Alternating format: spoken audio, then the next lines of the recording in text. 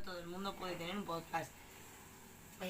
Una persona que ha llegado a ser influencer por vestir bien, que te han hecho famosa 3 personas, y luego todos los borregos que van detrás de las prendas de Zara, no puede coger y decir, ay, soy súper interesante, voy a hablar de mis traumas infantiles. Le hablas de tus traumas infantiles a tu psicóloga, a nosotros no. Amb tots vostès ha estat aquí el missatge, el consell que a tots nosaltres ens dona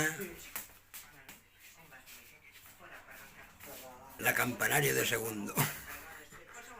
Ella, una estrella, aquí, con todos vosotros, Luma Lumera.